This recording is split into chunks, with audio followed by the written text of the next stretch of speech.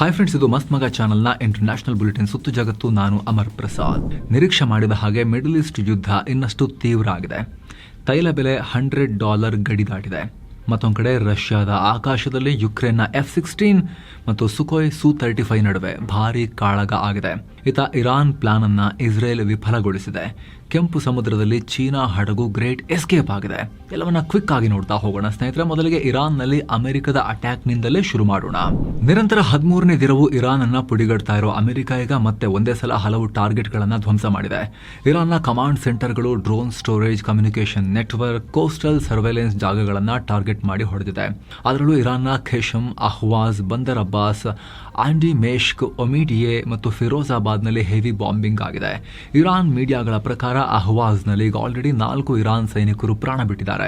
ಇದರ ಬೆನ್ನಲ್ಲೇ ಇರಾನ್ ಕೂಡ ಕುವೈತ್, ಬಹರೇನ್ಗಳ ಮೇಲೆ ಭಾರಿ ಮಿಸೈಲ್ ದಾಳಿ ಮಾಡಿದೆ. ಹಲವು ಕಡೆ ಸ್ಫೋಟ ಆಗಿರೋ ಮಾಹಿತಿ ಸಿಕ್ಕಿದೆ. ಈ ಬಗ್ಗೆ ಇರಾನ್ನ IRGC ಸ್ಟೇಟ್ಮೆಂಟ್ ಕೊಟ್ಟಿದೆ. ಆಪರೇಷನ್ ಸಯೇಕ್ ಅಥವಾ ಆಪರೇಷನ್ ಸಿಡಿಲು ಕಾರ್ಯಾಚರಣೆಯ 24ನೇ ಸುತ್ತಿನ ದಾಳಿ ಮಾಡಿದಿವೆ. ಬಹರೇನ್ನಲ್ಲಿರೋ ಶೇಖ್ ಇಸಾ ವಾಯುನೆಲೆ ಮೇಲೆ ಮಿಸೈಲ್ಗಳು ಬಿದ್ದಿವೆ. ಅಲ್ಲಿ ಇಂಧನ ಸಂಗ್ರಹಾಗಾರಗಳು, ಆಯುಧ ಗೋದಾಮುಗಳು, ದೊಡ್ಡ ಹ್ಯಾಂಗರ್ಗಳನ್ನ ನಾಶ ಮಾಡಲಾಗಿದೆ. ನಮ್ಮ ಅರಾಶ್ ಡ್ರೋನ್ಗಳು ಶತ್ರುವನ್ನ ಪುಡಿ ಮಾಡಿವೆ ಅಂತ ಇರಾನ್ ಹೇಳಿದೆ. ಇತ್ತ ಕುವೈತ್, ನಾವು ಹಲವು ಮಿಸೈಲ್ಗಳನ್ನ ಹೊಡೆದು ಹಾಕಿದ್ದೀವಿ ಅಂತ ಹೇಳಿದೆ. ಈ ಗಲಾಟೆಯಿಂದ ಇಂಟರ್ನ್ಯಾಷನಲ್ ಮಾರ್ಕೆಟ್ನಲ್ಲಿ ಬ್ರೆಂಟ್ ಕ್ರೂಡ್ ಆಯಿಲ್ ರೇಟ್ ಪ್ರತಿ ಬ್ಯಾರಲ್ಗೆ $100 ದಾಟಿದೆ. ಈ ಮೂಲಕ ಮೇ ತಿಂಗಳ ನಂತರ ಆಯಿಲ್ ರೇಟ್ ಇಷ್ಟೊಂದು ಜಾಸ್ತಿ ಆಗಿರೋದು ಇದೇ ಮೊದಲ ಬಾರಿ. ಇದರ ಜೊತೆಗೆ ಇರಾನ್ ತನ್ನ ದೇಶದಲ್ಲಿ ಅತಿದೊಡ್ಡ ರ್ಯಾಲಿ ನಡೆಸಿದೆ. ಟೆಹರಾನ್ನ ಆಜಾದಿ ಚೌಕ್ನಲ್ಲಿ ಇರಾನ್ ಸೇನೆ ಜುಲ್ಫಿಕರ್ ಬ್ಯಾಲಿಸ್ಟಿಕ್ ಕ್ಷಿಪಣಿಯನ್ನ ಪ್ರದರ್ಶಿಸಿದೆ. ಈ ಜುಲ್ಫಿಕರ್ 700 ಕಿಲೋಮೀಟರ್ ದೂರದವರೆಗೂ ಹೋಗಿ ಪ್ರಿಸೈಸ್ ಆಗಿ ಸ್ಟ್ರೈಕ್ ಮಾಡೋ ಆಯುಧ. ರಷ್ಯಾ ಕೂಡ ಇದನ್ನ ಇರಾನ್ನಿಂದ ಖರೀದಿ ಮಾಡ್ತಿದೆ. ಯೆಮೆನ್ನ ಹುತಿ ಬಂಡುಕೋರರಿಗೂ ಇದನ್ನ ಸಪ್ಲೈ ಮಾಡಿರೋ ಮಾಹಿತಿ ಇದೆ ಇರಾನ್. ಇದರ ನಡುವೆ ಅಮೆರಿಕ ಅಧ್ಯಕ್ಷ ಟ್ರಂಪ್ ಹೊಸ ಘೋಷಣೆ ಮಾಡಿದ್ದಾರೆ. ಇರಾನ್ ಮೇಲೆ ಅತಿದೊಡ್ಡ ದಾಳಿ ಮಾಡೋಕೆ ರೆಡಿ ಆಗ್ತಾ ಇದ್ದೀವಿ ಅಂತ ಹೇಳಿದ್ದಾರೆ. ಆಕ್ಸಿಯೋಸ್ ಮಾಧ್ಯಮದೊಂದಿಗೆ ಮಾತನಾಡಿರೋ ಟ್ರಂಪ್, ಮುಂದಿನ ದಾಳಿ ಹಿಂದಿನ ಆಪರೇಷನ್ ಎಪಿಕ್ ಫ್ಯೂರಿಗಿಂತಲೂ ದೊಡ್ಡದಾಗಿರುತ್ತೆ ಅಂತ ಹೇಳಿದ್ದಾರೆ. ನಾನ್ ಕೇಳ್ಕೊಂಡ್ರೆ ಸಾಕು, 2 ನಿಮಿಷದಲ್ಲಿ ಇಸ್ರೇಲ್ ನಾವ್ ಹೇಳಿದಂಗೆ ಕೇಳಿ ನಮ್ಮೊಟ್ಟಿಗೆ ಬಂದು ಸೇರ್ಕೊಳ್ಳುತ್ತೆ. ಆದ್ರೆ ನಮಗೆ ಯಾರ ಸಪೋರ್ಟ್ ಕೂಡ ಬೇಕಾಗಿಲ್ಲ. ಒಂದು ವೇಳೆ ಈ ಅಟ್ಯಾಕ್ ನಲ್ಲಿ ಇಸ್ರೇಲ್ ಕೂಡ ಸೇರ್ಕೊಂಡ್ರೆ ಅದರ ಎಫೆಕ್ಟ್ ಇನ್ನೂ ಬೇರೆನೇ ಇರುತ್ತೆ. ಹಾಗೆ ಇರಾನ್ ಕೂಡ ಇಸ್ರೇಲ್ ಮೇಲೆ ಅಟ್ಯಾಕ್ ಮಾಡೋ ಚಾನ್ಸಸ್ ಇರುತ್ತೆ ಅಂತ ಟ್ರಂಪ್ ಹೇಳಿದ್ದಾರೆ. ಕೊನೆಗೆ, ನಾನೀಗ ಹಿಂದೆಂದೂ ಆಗದಂತಹ ಮ್ಯಾಸಿವ್ ಅಟ್ಯಾಕ್ ಮಾಡೋಕೆ ಡಿಸೈಡ್ ಮಾಡ್ತಾ ಇದ್ದೀನಿ.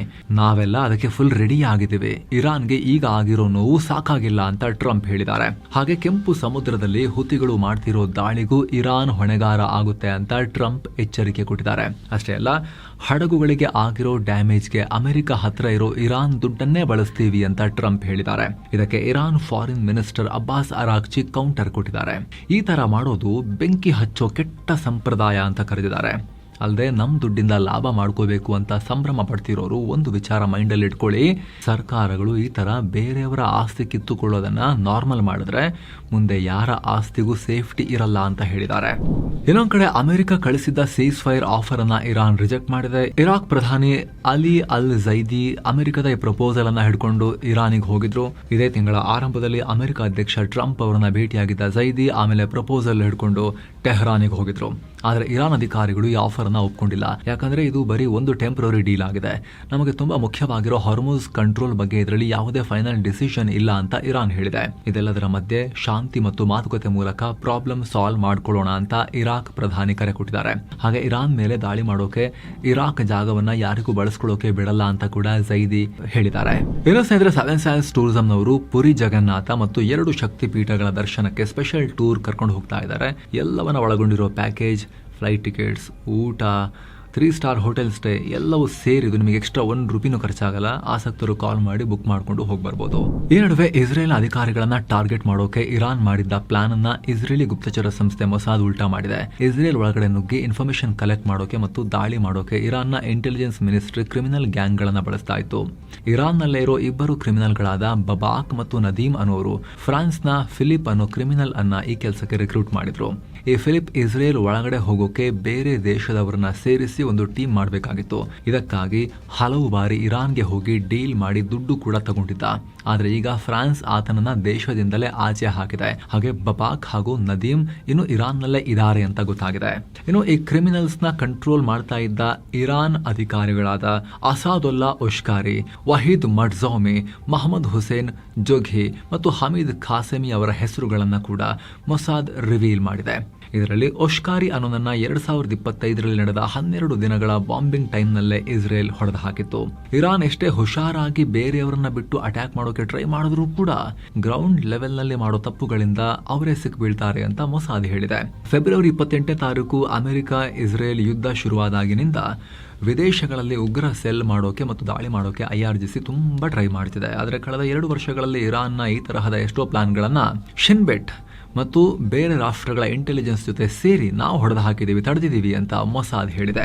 ಏನೋ ಯುದ್ಧದ ಮೀಡಿಯೇಟರ್ ಪಾಕಿಸ್ತಾನ ಇರಾನ್ಗೆ ಆಯಿಲ್ ಮಾರೋಕೆ ಸಹಾಯ ಮಾಡಿರೋ ಸುದ್ದಿ ಹೊರಬಿದ್ದಿದೆ. ಪಾಕ್ನ ಮುಲ್ಲಾ ಜನರಲ್ ಖ್ಯಾತಿಯ ಮುನೀರ್ ಇರಾನ್ನ IRGC ಚೀಫ್ ಅಹಮದ್ ವಾಹಿದಿಯೊಂದಿಗೆ ಸೀಕ್ರೆಟ್ ಡೀಲ್ ಮಾಡ್ಕೊಂಡಿದ್ದಾರೆ ಅಂತ ಇಸ್ರೇಲ್ ಮಾಧ್ಯಮಗಳು ರಿಪೋರ್ಟ್ ಮಾಡಿವೆ. ಅದರ ಪ್ರಕಾರ ಸೌದಿ ಅರೇಬಿಯಾ ಮೇಲೆ ದಾಳಿ ಮಾಡೋದನ್ನ ನಿಲ್ಲಿಸಿದ್ರೆ ಪಾಕ್ ಮೂಲಕ ಸೀಕ್ರೆಟ್ ಆಗಿ ಇರಾನ್ನ ಆಯಿಲ್ ಎಕ್ಸ್ಪೋರ್ಟ್ ಮಾಡೋಕೆ ಹೆಲ್ಪ್ ಮಾಡ್ತೀವಿ ಅಂತ ಮುನೀರ್ ಹೇಳಿದಾನಂತೆ. ಅಮೆರಿಕ ಮತ್ತು ಇಸ್ರೇಲ್ ಜೊತೆಗಿನ ಯುದ್ಧ ಜೋರಾಗಿದ್ದ ಮಾರ್ಚ್ ತಿಂಗಳ ಕಡೆಯಲ್ಲಿ ಈ ಸೀಕ್ರೆಟ್ ಡೀಲ್ ಆಗಿದೆ ಅಂತ the times of Israel report ಮಾಡಿದೆ. ಇದು ನಿಜ ಅಂತ ಸಾಬೀತು ಮಾಡೋಕೆ ಟೈಮ್ ಲೈನ್ ಕೂಡ ಪಕ್ಕಾ ಮ್ಯಾಚ್ ಆಗ್ತಾ ಇದೆ. ಯಾಕಂದ್ರೆ ಯುದ್ಧ ಶುರುವಾದಾಗ ಸೌದಿಯ ಎನರ್ಜಿ ಸೆಂಟರ್ಗಳ ಮೇಲೆ ಅಟ್ಯಾಕ್ ಮಾಡ್ತಾ ಇದ್ದ ಇರಾನ್ ಮಾರ್ಚ್ ಎಂಡ್ಗೆ ದಿಢೀರಂತ ಅಟ್ಯಾಕ್ ನಿಲ್ಲಿಸ್ತು. ಆದ್ರೆ ಪಕ್ಕದಲ್ಲಿರೋ ಬಹರೇನ್, ಕುವೈತ್, ಜೋರ್ಡನ್ ಮೇಲೆ ಈಗಲೂ ಡೈಲಿ ದಾಳಿ ಮಾಡ್ತಾನೆ ಇದೆ. ಈ ಜಾಯಿಂಟ್ ವೆಂಚರ್ನಿಂದ ಮುನೀರ್ ಮತ್ತು ವಾಹಿದಿ ಇಬ್ಬರಿಗೂ ದೊಡ್ಡ ಲಾಭ ಆಗಿದೆ.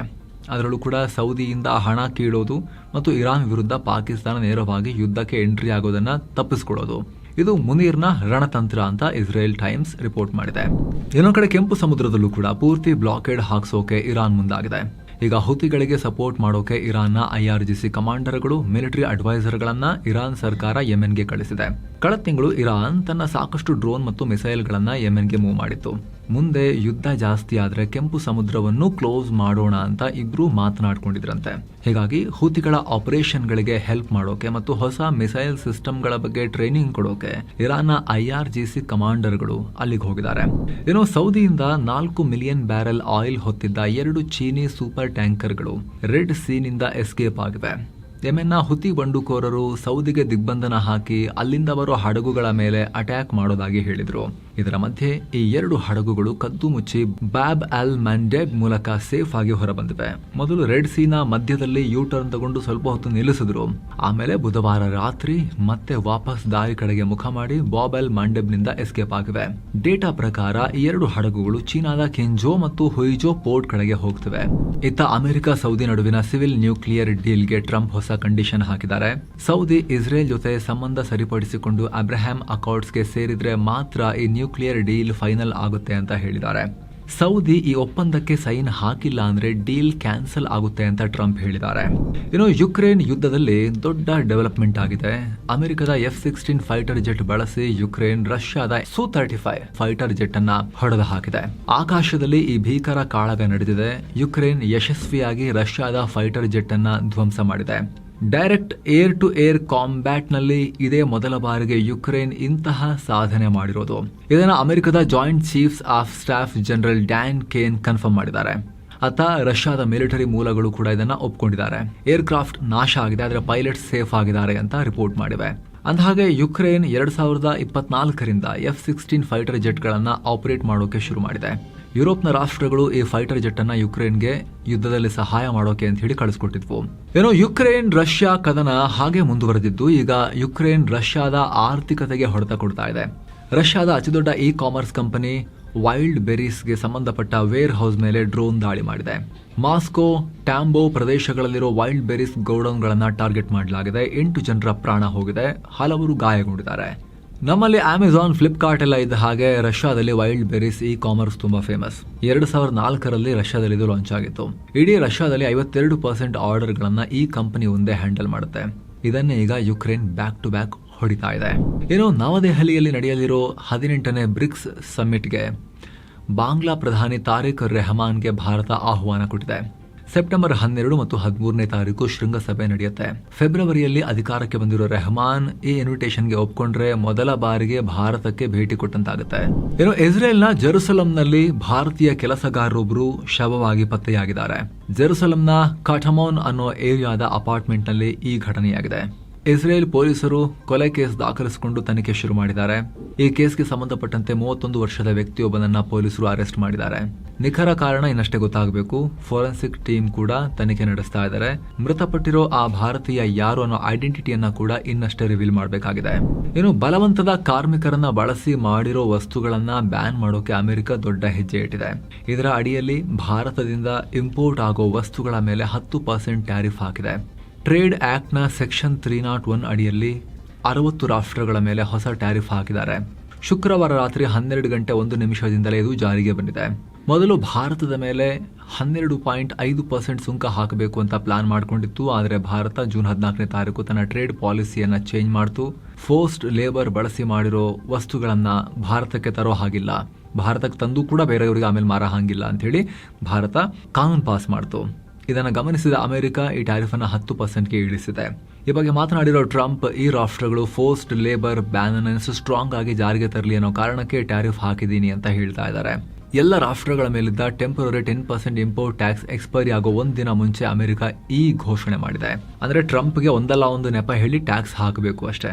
ಈ ಹೊಸ ರೂಲ್ಸ್ ಪ್ರಕಾರ ಒಟ್ಟು 60 ರಾಷ್ಟ್ರಗಳ ಪೈಕಿ ಭಾರತ, ಕೆನಡಾ, UK, ಬಾಂಗ್ಲಾ ಮತ್ತು ಪಾಕಿಸ್ತಾನ ಸೇರಿ 17 ರಾಷ್ಟ್ರಗಳಿಗೆ 10% ಟ್ಯಾರಿಫ್ ಅನ್ವಯ ಆಗುತ್ತೆ. ಆದ್ರೆ ಫೋರ್ಸ್ಡ್ ಲೇಬರ್ ಲಾ ಕಾನೂನು ಇಲ್ಲದೆ ಇರೋ ಚೈನಾ, ಜಪಾನ್ ಸೇರಿ 43 ರಾಷ್ಟ್ರಗಳಿಗೆ 12.5% ಟ್ಯಾರಿಫ್ ಬೀಳತ್ತೆ. ಇನ್ನು ಭಾರತದೊಂದಿಗೆ ಸೇರಿ ಸೂಕ್ಷ್ಮ ಸಮಸ್ಯೆಗಳನ್ನ ಹ್ಯಾಂಡಲ್ ಮಾಡೋಕೆ ಚೈನಾ ರೆಡಿ ಇದೆ ಅಂತ ಚೀನಾ ವಿದೇಶಾಂಗ ಸಚಿವ ಜಿನ್ಪಿಂಗ್ರ ನಂಬಿಕಸ್ತ ವ್ಯಾಂಗ್ ಈ ಹೇಳಿದ್ದಾರೆ. ಉಭಯ ರಾಷ್ಟ್ರಗಳ ನಡುವಿನ ದ್ವಿಪಕ್ಷೀಯ ಸಂಬಂಧವನ್ನ ಇಂಪ್ರೂವ್ ಮಾಡೋಕೆ ರೆಡಿ ಅಂತ ಹೇಳಿದ್ದಾರೆ. ಫಿಲಿಪೈನ್ಸ್ನ ಮನಿಲಾದಲ್ಲಿ ನಡೆದ ಆಸಿಯಾನ್ಗೆ ಸಂಬಂಧಪಟ್ಟ ಮೀಟಿಂಗ್ ನಲ್ಲಿ ಅದರ ಸೈಡ್ ಲೈನ್ಸ್ ನಲ್ಲಿ ವಾಂಗಿ ನಮ್ಮ ವಿದೇಶಾಂಗ ಮಂತ್ರಿ ಜೈಶಂಕರ್ ಒಂದಿಗೆ ಮೀಟ್ ಆಗಿ ಮಾತುಕತೆ ನಡೆಸಿದ್ರು. ಅವಾಗ ಈ ರೀತಿ ಹೇಳಿದ್ದಾರೆ. ಎರಡು ರಾಷ್ಟ್ರಗಳು ಒಬ್ಬರನ್ನೊಬ್ಬರು ಪಾರ್ಟ್ನರ್ಸ್ ತರ ನೋಡಬೇಕು, ನಾವು ಸ್ಪರ್ಧಿಗಳ ತರ ನೋಡಬಾರದು. ಹಾಗೆ ಆರ್ಥಿಕತೆ, ವ್ಯಾಪಾರ, ಮಾಧ್ಯಮ, ಸಾಂಸ್ಕೃತಿಕ ವಿನಿಮಯ ಕ್ಷೇತ್ರಗಳಲ್ಲಿ ಕೋಆಪರೇಷನ್ ಚೆನ್ನಾಗಿ ಮಾಡ್ಕೊಳ್ಳೋಣ, ನಾವು ಒಟ್ಟಿ ಕೆಲಸ ಮಾಡೋಣ, ಸ್ಟ್ರಾಂಗ್ ಮಾಡ್ಕೊಳ್ಳೋಣ ಅಂತ ವಾಂಗಿ ಹೇಳಿಕೆ ಕೊಟ್ಟಿದ್ದಾರೆ. ಏನೋ ದಕ್ಷಿಣ ಚೀನಾ ಸಮುದ್ರದಲ್ಲಿ ಚೈನಾ ಮತ್ತು ಫಿಲಿಪೈನ್ಸ್ ನಡುವೆ ಮತ್ತೆ ಗಲಾಟೆಯಾಗಿದೆ. ವಿವಾದಿತ ಸ್ಕಾಬರೋ ಶೋಲ್ ಅನ್ನೋ ಜಾಗದಲ್ಲಿ ಚೀನಾ ಕೋಸ್ಟ್ ಗಾರ್ಡ್ಸ್ ಫಿಲಿಪೈನ್ಸ್ ಹಡಗುಗಳ ಮೇಲೆ ವಾಟರ್ ಕ್ಯಾನನ್ಗಳನ್ನು ಹಾರಿಸಿದ್ದಾರೆ. ಹೀಗಂತ ಫಿಲಿಪೈನ್ಸ್ ಕೋಸ್ಟ್ ಗಾರ್ಡ್ ಆರೋಪ ಮಾಡಿದೆ. ಹಾಗೆ ಫಿಲಿಪೈನ್ಸ್ನ ಮೀನುಗಾರಿಕಾ ಬೋಟ್ನಿಂದ 7 ಮೀಟರ್ ಅಂತರದಲ್ಲಿ ಚೀನಾ ಹಡಗುಗಳು ನಿಂತ್ಕೊಂಡಿದ್ವು. ಇದು ತುಂಬಾ ಅಪಾಯಕಾರಿ, ಇದನ್ನು ನಾವು ಖಂಡಿಸ್ತೀವಿ ಅಂತ ಫಿಲಿಪೈನ್ಸ್ ಹೇಳಿದೆ. ಇದಕ್ಕೂ ಮುನ್ನ ಚೈನಾ ಹೇಳಿತ್ತು ಸ್ಕಾಬರೋ ಶೋಲ್ ಸುತ್ತ ಅಕ್ರಮವಾಗಿ ಹಡಗುಗಳು ಫಿಲಿಪೈನ್ಸ್ ಬರ್ತಾ ಇದಾವೆ, ಅಂತ ಹಡಗುಗಳನ್ನು ನಾವು ಕಂಟ್ರೋಲಿಗೆ ತಗೊಂಡಿದ್ದೀವಿ ಅಂತ ಅದಕ್ಕಿಂತ ಮುಂಚೆ ಚೈನಾ ಹೇಳಿತ್ತು. ಏನೋ ಸ್ಕಾಟ್ಲೆಂಡ್ನ ಗ್ಲಾಸ್ಗೋ ನಗರದಲ್ಲಿ 23ನೇ ಕಾಮನ್ವೆಲ್ತ್ ಗೇಮ್ಸ್ 2026 ಶುರುವಾಗಿದೆ. ಈ ಕಾರ್ಯಕ್ರಮದಲ್ಲಿ ಬ್ರಿಟನ್ ರಾಣಿ ಕ್ಯಾಮಿಲಾ ಹಾಗೂ UK ಪ್ರಧಾನಿ ಆಂಡಿ ಬರ್ನ್ಹ್ಯಾಮ್ ಇದ್ರು. ಭಾರತ ಕಡೆಯಿಂದ ಒಲಿಂಪಿಕ್ ಮೆಡಲಿಸ್ಟ್ ಆದ ಮೀರಾಬಾಯಿ ಚಾನು ಮತ್ತು ಲಾವ್ಲಿನಾ ಬೋರ್ಗೊಹೈನ್ ತ್ರಿವರ್ಣ ಧ್ವಜ ಹಿಡಿದು ಲೀಡ್ ಮಾಡಿದ್ರು. ಈ ಬಾರಿ ಭಾರತದಿಂದ ಸುಮಾರು 126 ಅಥ್ಲೀಟ್ಗಳನ್ನು 8 ರೆಗ್ಯುಲರ್ ಮತ್ತು 5 ಪ್ಯಾರಾ ಸ್ಪೋರ್ಟ್ಸ್ನಲ್ಲಿ ಕಳಿಸ್ತಾ ಇದ್ದಾರೆ. ಆದರೆ ದೊಡ್ಡ ಹೊಡೆತ ಭಾರತಕ್ಕಿಲ್ಲಿ, ಯಾಕಂದರೆ ಈ ಸಲ ಕಾಮನ್ವೆಲ್ತ್ ಗೇಮ್ಸ್ ಫುಲ್ ಪ್ಲೆಜ್ಡ್ ಆಗಿ ನಡೆಸ್ತಾ ಇಲ್ಲ. ಅವರು ವಾಟರ್ ಡೌನ್ ಕಾಮನ್ವೆಲ್ತ್ ಗೇಮ್ಸ್ ಅಂತ ಹೇಳ್ತಿದ್ದಾರೆ, ಅರ್ಧರ್ಧ ಅಷ್ಟೇ ನಡೆಸ್ತಾ ಇದ್ದಾರೆ. ನಮ್ಮ ಮೆಡಲ್ ತಂದ್ಕೊಡೋ ಗೇಮ್ಸ್ ಎಲ್ಲ ಈ ಸಲ ಇಲ್ವೇ ಇಲ್ಲ ಕಾಮನ್ವೆಲ್ತಲ್ಲಿ. ಬ್ಯಾಡ್ಮಿಂಟನ್, ಹಾಕಿ, ಕುಸ್ತಿ, ಟೇಬಲ್ ಟೆನ್ನಿಸ್, ಸ್ಕ್ವಾಷ್, ಕ್ರಿಕೆಟ್ ಆಟಗಳನ್ನು ಈ ಸಲ ತೆಗೆದು ಹಾಕಿದ್ದಾರೆ. ಒಟ್ಟು ಕ್ರೀಡೆಗಳ ಸಂಖ್ಯೆ 17ರಿಂದ 10ಕ್ಕೆ ಇಳಿದಿದೆ.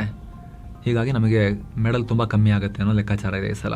ಆದರೆ ಆರಂಭ ಚೆನ್ನಾಗಿದೆ. ಬಾಕ್ಸರ್ ಲಾವ್ಲಿನಾ 75 kg ವಿಭಾಗದಲ್ಲಿ ಡೈರೆಕ್ಟ್ ಆಗಿ ಸೆಮೀಸ್ಗೆ ಎಂಟ್ರಿ ಕೊಟ್ಟು ಒಂದು ಮೆಡಲ್ ಅಂತೂ ಗ್ಯಾರಂಟಿ ಮಾಡ್ಕೊಂಡಿದ್ದಾರೆ. ಸೊ ಫ್ರೆಂಡ್ಸ್, ಇದಾಗಿತ್ತು ಇವತ್ತಿನ ಜಗತ್ತಿನ ಸುತ್ತಾಟ. ಸ್ನೇಹಿತರೆ, ಕಡೆದಾಗಿ ನಿಮ್ಮಲ್ಲಿ ಒಂದು ಮನವಿ, ವಿಡಿಯೋ ಕೆಳಗಿರೋ ಜಾಯಿನ್ ಬಟನ್ ಮೂಲಕ ಆಸಕ್ತ ವೀಕ್ಷಕರು ನಮ್ಮ ಚಾನಲ್ಗೆ ಮೆಂಬರ್ಸ್ ಆಗಿ ಜಾಯಿನ್ ಆಗ್ಬೋದು.